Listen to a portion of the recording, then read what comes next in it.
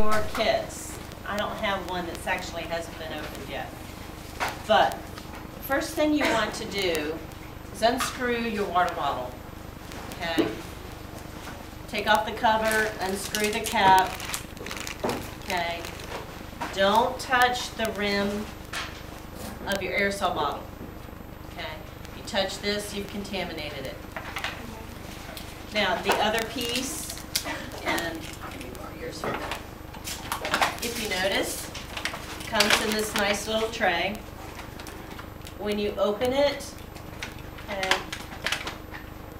don't touch the inside. You can peel it back just slightly, grab the top, and pull it out. Okay, but don't touch any of these parts because that's what's going to go into your water. Water is a big breeding ground for bacteria.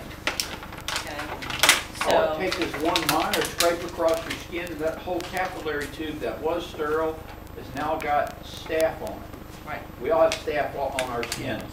And then that means the staph would be in the water, and that means the person would be breathing it, and that means they would get a staphylococcal pneumonia. Okay. So when you put it together, just pay attention to where that little capillary tube is going. Okay, can't have it bouncing and touching the outside. You're going to put it straight into the center and screw on your cap nice and tight.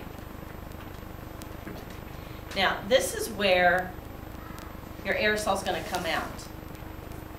So if you're sticking your finger down inside of there, you just contaminate it. Okay, so make sure you're not touching that. The next thing you want to do is all of these are set up to be used with oxygen if you need to. Does that mean that we always have to hook it up to oxygen? No.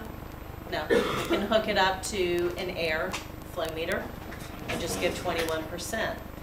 If you need to give oxygen, you're going to adjust your jet, okay, to the appropriate FiO2. I'm going to set mine at 40%. Okay, remember your Venturi mask?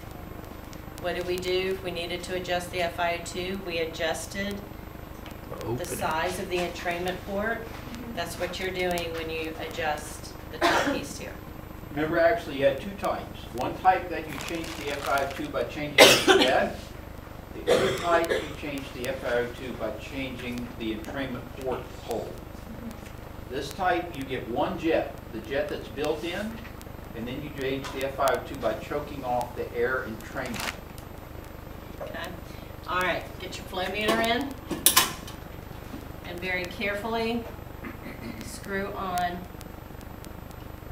your aerosol. It is very easy to get these cross-threaded.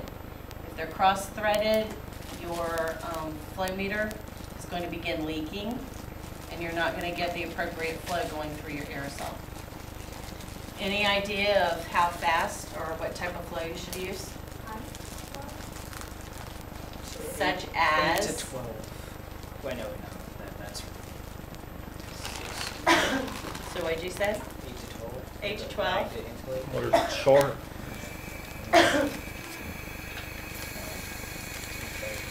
You will, when you turn it on, you are going to hear it. You'll hear the jet and the capillary tube pulling up and the particles hitting the baffle and breaking apart. And you should see a fine mist.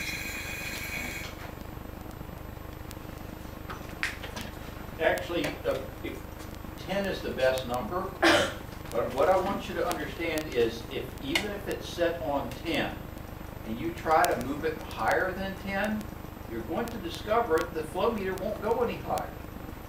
The back pressure. Because of the back pressure on the jet will not allow it to go higher. Okay. Now, one of the things that you need to do is to take your corrugated tubing and put your, without dropping this onto the floor, okay,